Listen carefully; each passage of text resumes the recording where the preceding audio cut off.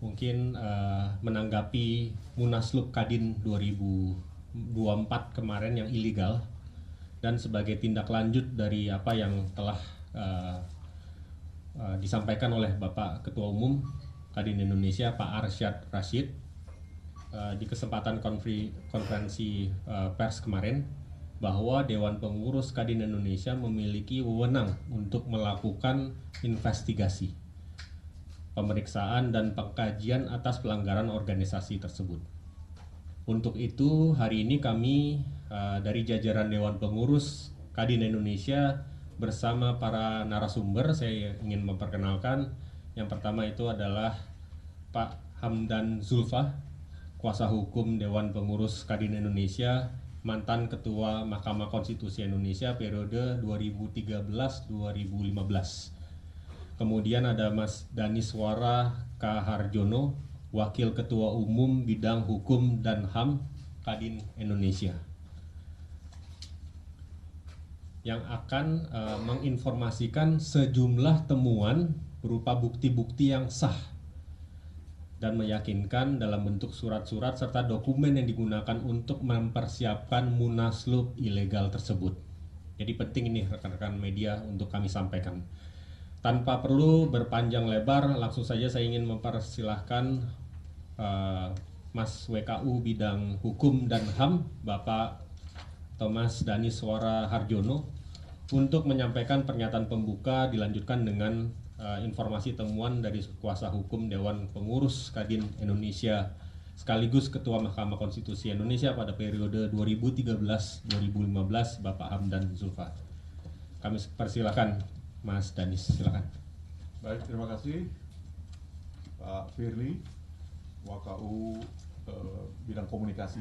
Saya Daniswara Harjono, Wakil Ketua Umum Bidang Hukum dan HAM Kadin Indonesia. Dan sebagaimana kita ketahui bersama bahwa berita sudah keluar. Kita juga tentunya banyak hal, terutama kami dari Kadin Indonesia, kita merasa sangat prihatin. Dan juga tentunya kejadian Munaslup yang dilaksanakan tidak berdasarkan ketentuan yang ada, ini mengakibatkan prahara, mengakibatkan sesuatu yang bisa sebagian orang sebutkan sebagai kudeta terhadap kepengurusan Kadin Indonesia. Kita tidak menginginkan hal ini. Kita sebetulnya sangat menginginkan bahwa dunia usaha baik-baik saja, dunia usaha bisa berjalan dengan baik, dan tentunya kita juga paham negara kita adalah negara hukum, sehingga semuanya harus berlandaskan aturan hukum yang berlaku. Pertama, kita tahu bahwa ada Undang-Undang Nomor 1 Tahun 1987 tentang Kadin Indonesia. Kemudian, sebagaimana layaknya organisasi, tentunya ada anggaran dasar, ada anggaran rumah tangga. Dan anggaran dasar terakhir sudah mendapatkan pengesahan dari Kepres 18 tahun 2022. Selain itu juga ada peraturan organisasi yang harus kita hormati bersama. Dan tentunya memang untuk kaitannya dengan organisasi pasti ada investigasi dari sisi organisasi. Dan akibatnya nanti kita akan lihat apakah ada sanksi organisasi yang dikeluarkan atau tidak. Kemudian juga selain itu juga tentunya ada investigasi secara hukum. Kita mulai melihat, pasti rekan-rekan media juga sudah tahu persis bahwa ada beberapa kejadian yang tidak layak di antara kita, padahal seperti Pak Presiden katakan bahwa ini kalaupun ini sebagai satu masalah, kan masalah internal. Tinggal kita selesaikan baik-baik sesuai dengan ketentuan yang ada. Kita tidak anti terhadap yang namanya Munas luar biasa, hal yang biasa. Makanya ada ketentuannya dalam anggaran dasar pasal 18. Jalankan itu sesuai dengan ketentuan. Dan hari ini selain Pak Firly dan saya, hadir juga Dr. Hamdan Zulfa, SHMH. Beliau adalah konsultan hukum ya, atau pengacara dari Kadin Indonesia. Tentunya nanti akan menjelaskan banyak hal ya, Saya memang tetap sebagai Wakil Ketua Umum Bidang Hukum, tapi tentunya saya tidak mungkin untuk bertindak sendiri karena saya lebih banyak sebagai prinsipal tentunya, orang yang berkepentingan langsung selain Ketua Umum dan rekan-rekan lainnya, sehingga lebih objektif apabila kita menunjuk kuasa hukum yang profesional dan bisa bertindak independen dan objektif melihat semua permasalahan yang ada. Dan saya kira karena saya sendiri sudah mengikuti dan melakukan kegiatan konferensi pers pada tanggal 15 September yang lalu, tentunya saya akan lebih banyak memberikan kesempatan kepada Dr. Hamdan Zulfa dan tim untuk memberikan pendapatnya, opininya, dan komentar-komentarnya. Untuk itu tentunya dengan segala niat baik yang ada pada kami, dengan segala niat baik untuk kepentingan bangsa dan negara, saya berikan kesempatan kepada Dr. Hamdan Zulfa. Silakan.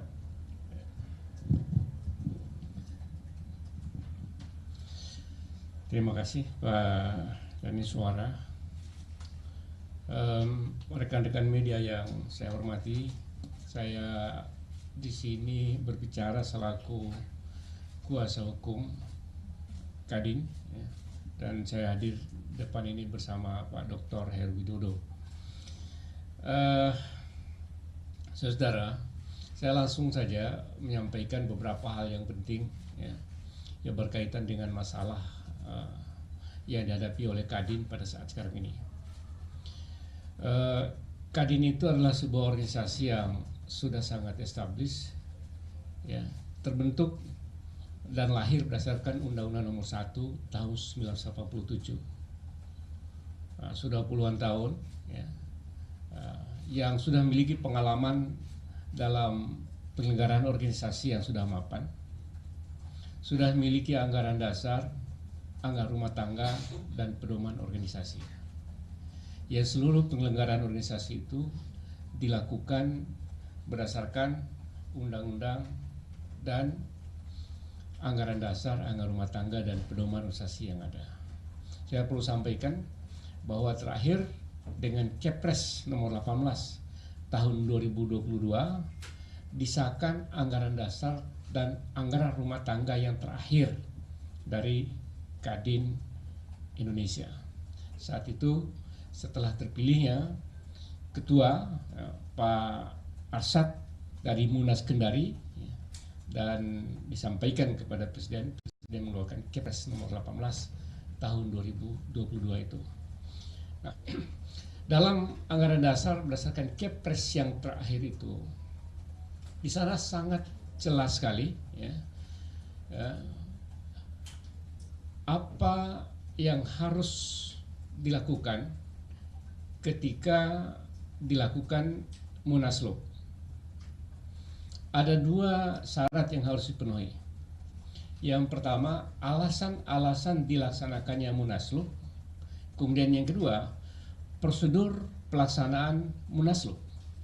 Nah, itu diatur dalam pasal 18 ayat 1. Di sana dikatakan begini, pasal 18 ayat 1, bahwa musyawarah nasional luar biasa adalah munas yang diselenggarakan di luar jadwal berkala munas untuk minta pertanggungjawaban Dewan Pengurus Kadin Indonesia mengenai pelanggaran prinsip atas anggaran dasar dan anggaran rumah tangga dan atau penyelewengan keuangan dan perbendaharaan organisasi oleh Dewan Pengurus Kadin Indonesia dan atau tidak berfungsinya Dewan Pengurus Kadin Indonesia.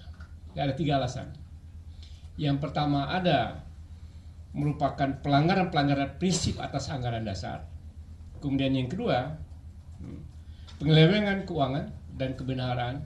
Kemudian yang ketiga, Kadin Indonesia tidak berfungsi.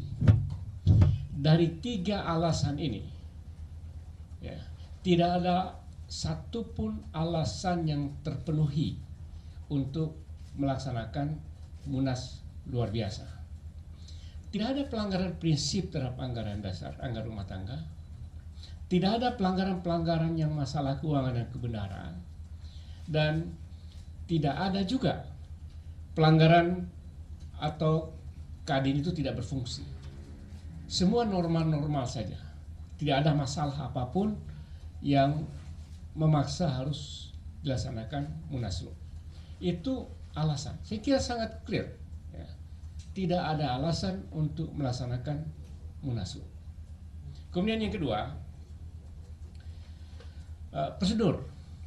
Nah, kalau pelaksanaan Munaslup itu inisiatifnya harus dari anggota yang memiliki hak suara.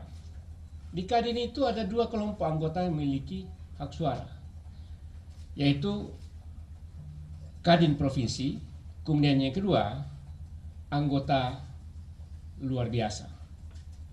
Nah, untuk melaksanakan Munaslup harus ada inisiatif atau permintaan dari 50+1 anggota dalam tingkat provinsi dan setengah dari jumlah anggota luar biasa yang memiliki hak suara. Kemudian mereka harus ada suatu kesepahaman bersama, dan kalau itu pelanggaran-pelanggaran itu mereka temukan, maka mereka harus menyampaikan peringatan tertulis kepada Kadin dalam waktu 30 hari. Kemudian kalau juga tidak diperhatikan dalam waktu 30 hari, disampaikan peringatan tertulis yang kedua dalam waktu 30 hari. Jadi ada dua. Pertama, kesepakatan dari lebih dari setengah provinsi, dan kesepakatan lebih dari setengah ALB. ALB ini adalah asosiasi pengusaha atau perkumpulan organisasi pengusaha. Nah, dari dua-duanya tidak ada yang terpenuhi. Ya. Tidak ada juga permintaan kepada Kadin Indonesia untuk melaksanakan Munaslup. Kemudian yang selanjutnya, ya, 30 hari tidak ada. Kemudian panitia penyelenggara Munaslup haruslah dari 30 Kadin yang memiliki inisiatif untuk melaksanakan Munaslup itu. Nah, saya ingin sampaikan bahwa dua prosedur ini tidak terpenuhi dan tidak ada. Satu, peringatan tertulis 2 kali, 2 kali 30 hari. Kemudian yang kedua adalah lebih dari 50 provinsi, pengurus provinsi, dan lebih dari 50 ALB yang mengajukan usulan. Nanti saya akan tunjukkan bukti-buktinya mengenai jumlah ini.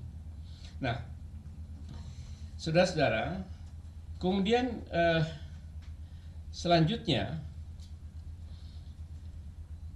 di dokumen ini, ya, ada 21 Pemprov, ya, ada 21 Pemprov yang diwakili oleh ketua umum masing-masing yang menolak Munaslup. Sementara jumlah Pemprov yang berhak, yang berhak mengadakan Munaslup harus dihitung pada Pemprov yang hadir pada Munas yang lalu, yaitu 35. Jadi 35 dikurang 21 berapa itu?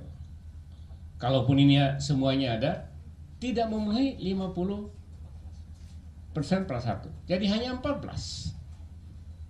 Nanti kami belum verifikasi lebih dalam yang 14 ini apakah juga memenuhi syarat atau tidak. Tapi yang pasti dari penolakan 21 Pemprov tidak terpenuhi syarat untuk lebih dari 50% Pemprov. Jadi saudara-saudara, itu dua hal yang pokok saya ingin sampaikan, bahwa sekali lagi dari sisi alasan dan prosedur menurut anggaran dasar dan anggaran rumah tangga Kadin, Munaslup itu adalah tidak sah. Oleh karena itu sampai sekarang adalah pengurus Kadin yang sah, ya, secara hukum adalah pengurus Kadin di bawah Pak Arsyad. Ya. Jadi itulah saudara hal-hal yang pokok yang perlu sampaikan untuk pertama sekali pada kesempatan ini. Ya. Terima kasih. Ya.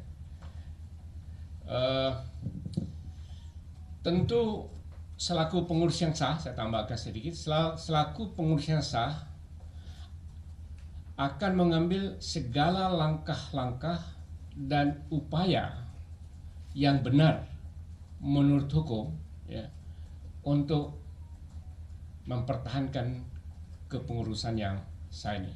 Kami sudah siapkan dan kami sedang kaji masalah-masalah detailnya dan yang kami akan lakukan pada waktu-waktu yang akan datang. Saya kira itu sebagai pengantar awal. Pak Danis, terima kasih. Baik, terima kasih Dr. Hamdan Zulfa. Ya, cukup jelas yang disampaikan oleh Pak Dr. Hamdan Zulfa. Jadi kalau ada klaim-klaim, tentunya semua tergantung buktinya.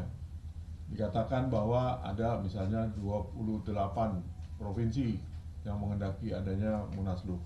Nyatanya di meja ini ada 21 yang menyatakan menolak. Ya, sehingga kita mempertanyakan. Dan masih banyak lagi laporan-laporan yang masuk. Misalnya, kok ada misalnya pengurus-pengurus yang belum dibentuk. Kan tadi dikatakan oleh Pak Dr. Hamdan Zulfa ada 35 kadin provinsi. Kok ada yang belum dibentuk, misalnya Papua Pegunungan, Papua Tengah, dan lain-lain, yang ternyata ada wakilnya. Ya, jadi buat kita tentunya kita harus melakukan investigasi dan kajian lebih lanjut untuk mengambil langkah-langkah hukum terkait dengan hal tersebut. Dan tentunya kita berikan kesempatan kepada Bapak Ibu, rekan-rekan media tentunya untuk bertanya, karena buat kita Kadin adalah milik seluruh masyarakat Indonesia, bukan organisasi biasa. Kadin adalah organisasi yang dasarnya adalah Undang-Undang Nomor 1 Tahun 1987 tentang Kadin Indonesia, dan juga ada anggaran dasarnya yang disahkan berdasarkan Kepres Nomor 18 Tahun 2022. Belum lagi ada peraturan organisasi yang cukup detail, yang tentunya kita baik sebagai pengurus maupun anggota Kadin kita harus tunduk taat kepada aturan yang ada. Silahkan, mungkin saya berikan kesempatan kepada rekan-rekan media untuk bertanya. Saya kira kita mulai dari sisi kiri, nanti kita berlanjut ke sisi kanan. Mungkin pertama, Mbak, silakan sebut nama dari mana, kemudian pertanyaannya. Mungkin satu persatu bisa langsung dijawab ya, supaya nggak kita terlupakan. Silakan, Mbak. Selamat siang Bapak-Bapak, saya Dova dari Bloomberg Technos. Ingin bertanya Pak, tadi disebutkan memang Kadin tengah mengkaji beberapa langkah yang akan dilakukan ke depannya Pak. Tapi mungkin apakah bisa dijelaskan Pak langkah-langkah yang akan dilakukan oleh Kadin versi kepemimpinan yang sah di bawah Pak Arsyad, itu apa yang akan dilakukan? Karena kan dari sisi sebelah sisi lainnya, kubu lainnya itu mereka tetap mengklaim bahwa Munaslup kemarin itu sah dan segala macam. Jadi apa langkah yang akan diambil oleh Kadin untuk menindaklanjutin klaim tersebut? Apakah juga akan mungkin melibatkan MK dan segala macamnya? Selanjutnya Pak, kalau misalnya dilihat dari beberapa pemberitaan ke belakang itu kan ternyata dualisme Kadin ini tuh bukan pertama kalinya terjadi ya Pak, sebelumnya juga pernah. Nah itu dari sisi Kadin sendiri apa sih Pak sebenarnya akar masalah penyebab yang bisa menyebabkan terjadinya dualisme tersebut? Karena Pak Arsyad ketika terpilih waktu itu juga bilang akan memecahkan dualisme Kadin, tapi ternyata ada kejadian seperti ini. Mungkin bisa tolong dijelaskan Pak. Terima kasih. Terima kasih Mbak Dova. Mungkin kalau pertanyaan kedua saya yang lebih tepat untuk menjawab ya, terkait dengan dualisme yang pernah terjadi. Betul, memang dualisme itu pernah terjadi. Waktu itu juga tentunya Ketua Umum dan Ketua Dewan Pertimbangan mirip juga dengan sekarang. Ternyata berbeda pendapat, kemudian ada dua Kadin. Tapi di bawah kepemimpinan Pak Arsyad Rashid, permasalahan ini sudah terselesaikan dengan baik. Jadi Pak Arsyad Rashid merangkul semuanya, dan kalaupun ada permasalahan itu tentunya kasusnya berbeda dulu dengan sekarang ya, kalau saya berkomentar, walaupun saya juga waktu itu saya posisinya sebagai Ketua Dewan Pertimbangan Kadin Jakarta, saya tahu persis sebenarnya. Tapi saya nggak elok kalau saya yang menjawab pertanyaan tersebut. Tapi sejarah mencatat bahwa itu pernah terjadi, betul. Dan kita sangat menyayangkan dan tidak menginginkan itu terjadi lagi. Sehingga makanya semuanya diselesaikan dengan baik-baik, dengan saling merendahkan diri, dan semua selesai baik. Nah sekarang tahu-taunya terjadi lagi. Sehingga tidak ada kata bahwa kita tegak lurus pada aturan hukum yang berlaku. Anggaran dasar sudah jelas, jadi baru H+1 saja kita sudah nyatakan bahwa Munaslup adalah ilegal. Silakan Pak Hamdan Zulfa untuk pertanyaan pertama. Ya, ada beberapa langkah yang sudah dilakukan dan yang akan dilakukan.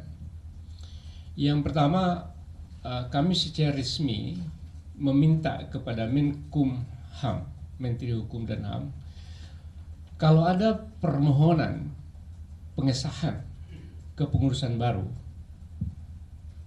dari hasil Munaslup yang tidak sah, kami minta untuk ditolak dan tidak diproses. Karena, dan kami lampirkan bukti-bukti yang lengkap bahwa Munaslup itulah Munaslup ilegal dan tidak sah. Kemudian yang kedua,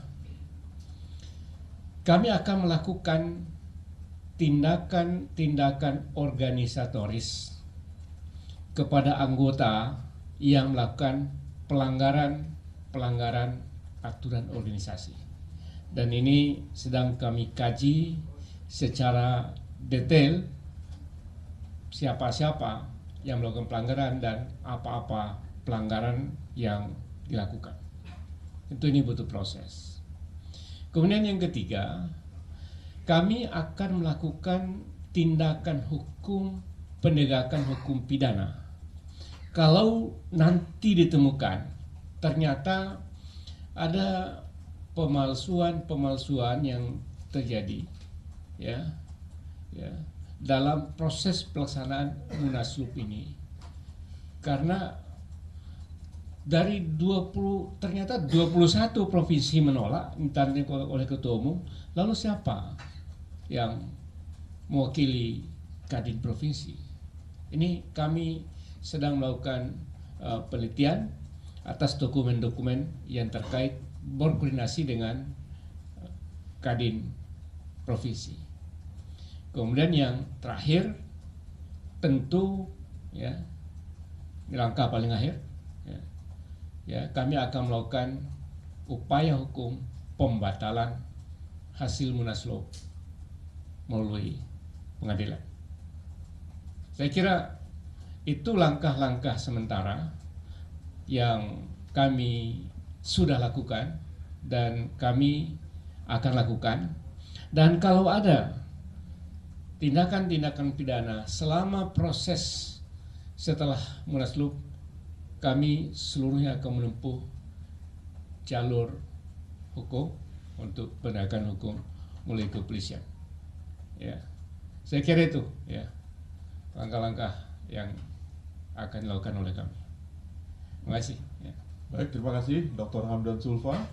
Kemudian kita bergeser, silakan. Enggak, ini kita bergeser pelan-pelan. Tengah dulu. Silakan, Pak. Siang menuju sore, Bapak-bapak sekalian. Andi dari Kata Data. Ada beberapa pertanyaan, Pak. Tadi Pak Hamdan bilang bahwa akan membawa pembatalan Munaslup ke pengadilan. Ini kan jatuhnya organisasi ya, Pak? Kan saya sebatas pengetahuan saya, pengadilan tuh ada pidana, tata niaga, sama perdata. Ini pengadilan yang mana ya, Pak? Kalau soal organisasi itu yang pertama. Terus yang kedua, mulai pagi ini ada kabar beredar bahwa Pak Arsyad ke istana untuk minta presiden nggak nerbitin Kepres terkait pengesahan Munaslup. Mau memastikan kabar itu aja, Pak, itu benar atau enggak? Dan kalau nanti Kepres itu terbit, langkah selanjutnya tuh akan seperti apa sih, Pak? Ini kan kalau Kepres itu amit-amit ke terbit, malah tambah jadi ruwet banget kan ini masalahnya. Itu udah ada mitigasi yang disiapkan sampai ke sana belum? Itu aja, makasih. Baik, silakan Pak Hamdan Zulfa. Iya. langsung. Ya, saya langsung saja masalah pengadilan. Kami sedang meneliti secara detail dokumen-dokumen yang ada.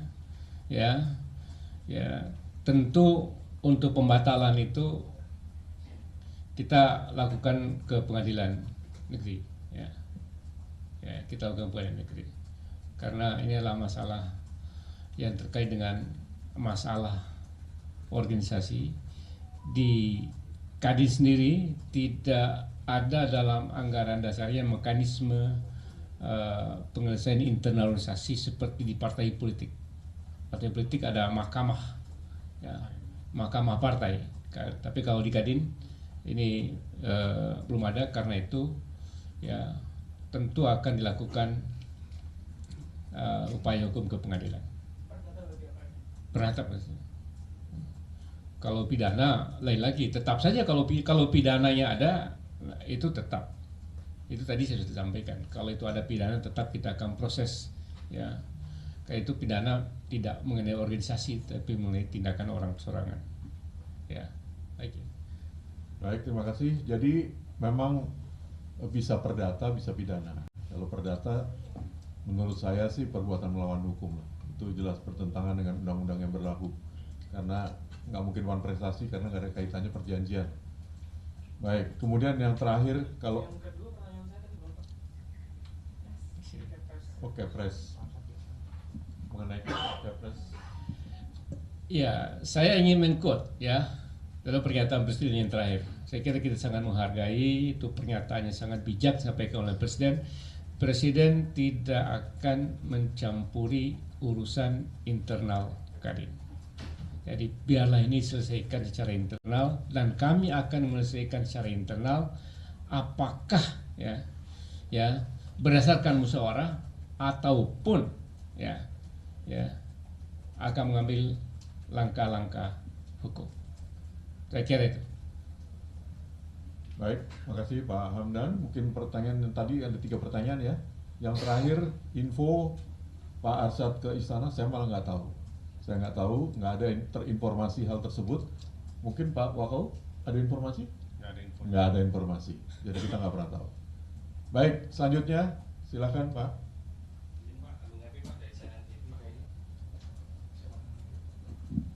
Bisa diulang Pak? Agung Happy Pak dari CNN TV. Untuk yang pertama Pak, kemarin Pak Anin sempat bilang ke kita yang kawan-kawan pers waktu acara Maulid Nabi itu mereka membuka ruang untuk dialog. Nah ini apakah sudah ada pernyataan atau surat ataupun membuka komunikasi ke pihak dari Pak Arsyad? Kalau sudah ada, bentuknya apa dan bagaimana? Itu yang pertama. Terus yang kedua Pak, kalau boleh tahu Pak, surat ke Presiden itu isinya apa Pak?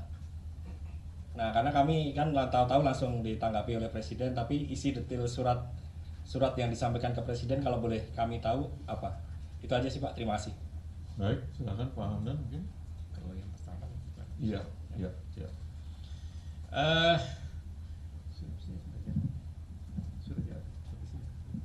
Jadi prinsip begini, Kadin itu di undang-undang pemerintah itu sebagai pengawas dan melakukan pembinaan. Jadi dalam kaitan dengan itulah surat ke Presiden itu. Jadi pembinaan terhadap Kadin, karena Kadin ada masalah begini, kami minta kepada Presiden dalam fungsinya sebagai pengawas dan pembina organisasi Kadin. Saya kira itu dia prinsipnya. Ya. Yang kedua Pak Dani Suara. Baik, kalau ruang dialog Pak ya, pada dasarnya ini kita anggota Kadin semua, kita memiliki organisasi awal. Seperti saya, Himpunan Pengusaha Muda Indonesia, HIPMI, kemudian Himpunan Pengusaha Pribumi Indonesia, itu basicnya saya. Kemudian kita bersosialisasi, berkomunikasi, dan bersaudara. Artinya kita ini semua sahabat, kita semua saudara Pak. Namanya dialog itu pasti terbuka lebar.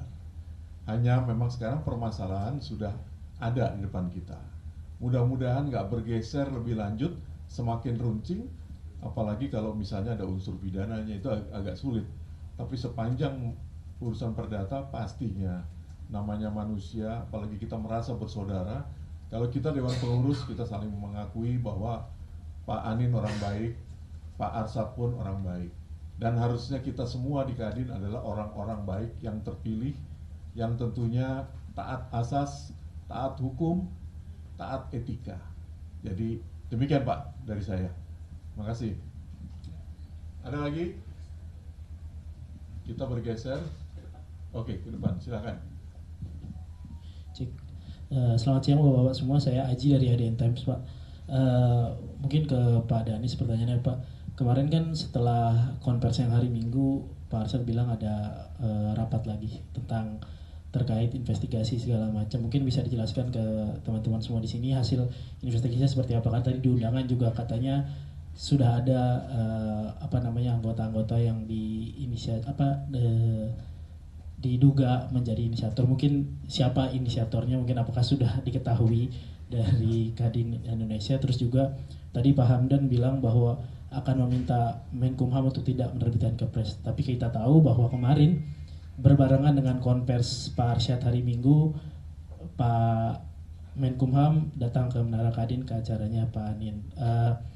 Seberapa optimiskah permintaan itu untuk tidak menerbitkan Kepres, tidak menerbitkan dari Kemenkumham itu? Dan kalau emang nanti tetap diterbitkan, akan seperti apa tindakan dari Kadin? Terima kasih. Ya, baik. Izin Pak, saya duluan Pak ya. Jadi memang pasca kita melakukan konferensi pers tanggal 15 September ya, kalau nggak salah berakhir di sore hari, siang sore hari. Kemudian malam hari kita melakukan pertemuan. Jadi kita menyatakan melakukan rapat badan pengurus harian yang diperluas. Diperluasnya artinya selain wakil ketua umum, kepala badan, juga dihadiri oleh ketua-ketua Kadin provinsi yang 21 orang yang sudah menyampaikan penolakan terhadap Munas luar biasa tersebut. Kemudian tentunya saling berbagi informasi, dan memang ada data-data awal yang sudah kita terima terkait dengan anggota-anggota kita yang melakukan pelanggaran-pelanggaran, baik pelanggaran organisasi maupun pelanggaran hukum. Tapi semuanya masih dalam proses Pak. Proses. Pasti dalam hal ini karena kita menyatakan itu munaslup ilegal, pasti ada yang melakukan pelanggaran organisasi, bahkan ada yang melakukan pelanggaran secara hukum. Sanksinya pasti berbeda. Ada sanksi organisasi. Itu memang yang memiliki kewenangan adalah Wakil Ketua Umum bidang organisasi untuk melakukan kajian dan investigasi. Tentunya nanti Ketua Umum akan mengambil tindakan tersebut. Selain itu, di bidang hukum, tentunya melalui saya sebagai Wakil Ketua Umum bidang hukum. Ini juga sedang dilakukan kajian, terutama oleh kuasa hukum. Kemudian nanti akan diverifikasi, pasti akan ada langkah-langkah hukum yang akan kita lakukan. Kemungkinannya seperti yang saya sampaikan, mungkin bisa ada langkah hukum gugatan misalnya. Bisa juga yang ada unsur pidananya, kita pun akan proses. Ya, tapi memang ini masih dalam proses Pak. Ini kan baru sekarang tanggal 17, berarti kan baru H+3 ya. H+3, jadi mohon kesabarannya, tapi kita mengerti bahwa masyarakat juga menunggu ada apa sebenarnya ini. Kemudian kalaupun misalnya dikatakan ilegal, ada nggak tindakan dari kita? Ada tindakan. Tadi tanyakan lagi, bisa atau dimungkinkan nggak dialog? Apa sih yang nggak mungkin? Kita kan pengusaha itu satu musuh udah kebanyakan, 1000 teman terlalu sedikit. Demikian dari saya, silakan dilanjutkan oleh Pak Hamdan Sulfa. Ya, kami tentu berharap Kumham tidak mengeluarkan tanda pendaftaran dan pengesahan hasil munaslup. Karena itu kami cepat-cepat mengirimkan surat kepada Menkumham ya, dengan data-data dan fakta yang ada bahwa munaslup itu adalah ilegal. Kami berharap itu tidak diproses dan ditolak. Saya kira itu. Kalaupun pada akhirnya, tapi saya tidak ingin juga berandai-andai. Saya sih berharap tidak akan keluar gitu, karena saya yakin Kumham mengerti bukan satu persoalan ini, dan saya juga menghadapi kasus seperti ini bukan ini saja. Ada yang terlanjur keluar, tapi pada akhirnya dibatalkan oleh pengadilan misalnya, dan ada yang terlanjur keluar memang sah benar tidak bisa diganggu. Tapi saya ingin katakan bahwa kita cepat-cepat menyampaikan informasi kepada Kumham dengan dokumen-dokumen pendukung yang ada bahwa hasil Munaslup ini ilegal dan tidak ada alasan untuk mendaftarkan dan mensahkan hasil-hasil Munaslup. Saya kira itu. Ya. Terima kasih. Baik, terima kasih Pak Hamdan Zulfa. Silakan.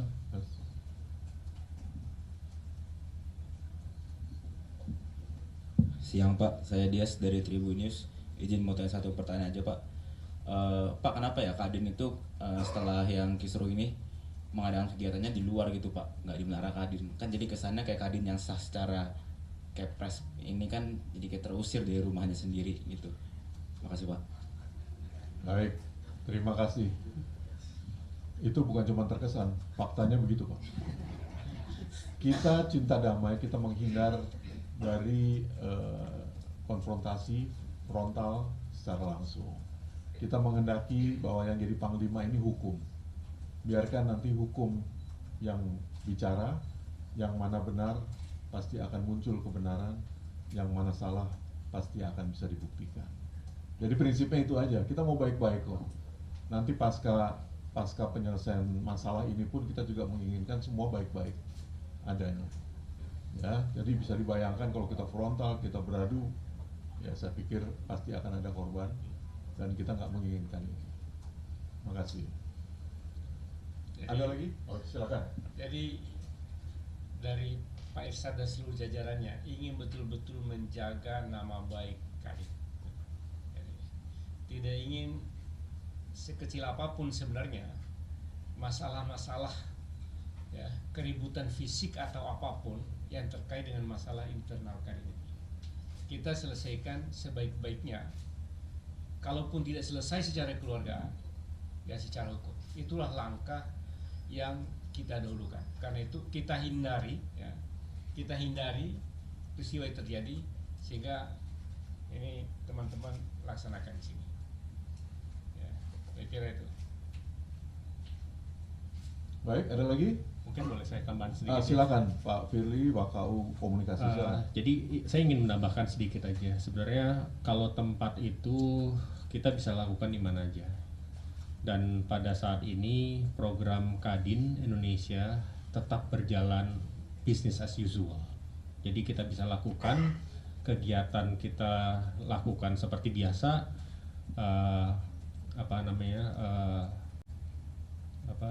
Servis atau pelayanan terhadap anggota juga berjalan lancar.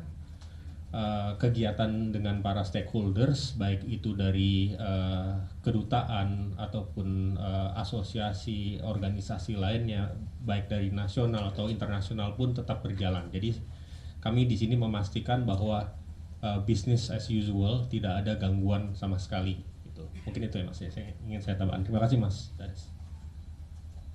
Baik, terima kasih.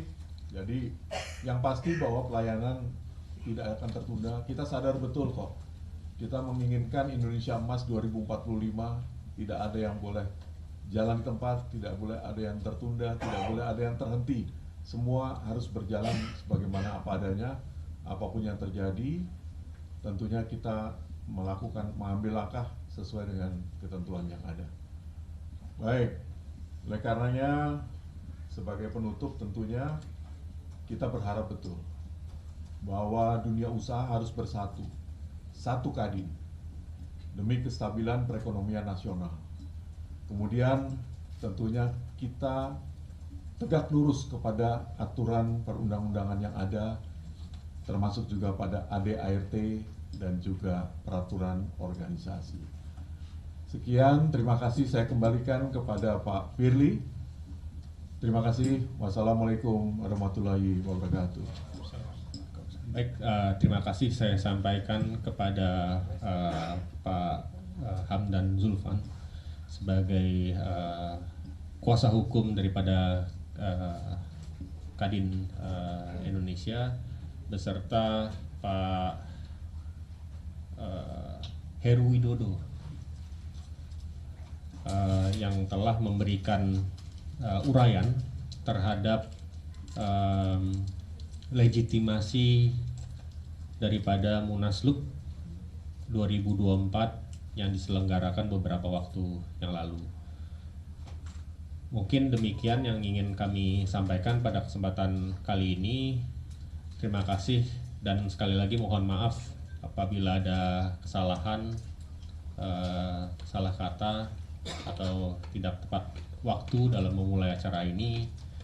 Tapi kembali lagi kita juga memohon bantuannya pada media untuk menyampaikan fakta yang sebenar-benarnya, karena pada masa seperti ini kebenaran itu adalah hal yang harus disampaikan ke publik, karena kami yakin apa yang kita lakukan ini adalah suatu kebenaran yang harus ditegakkan.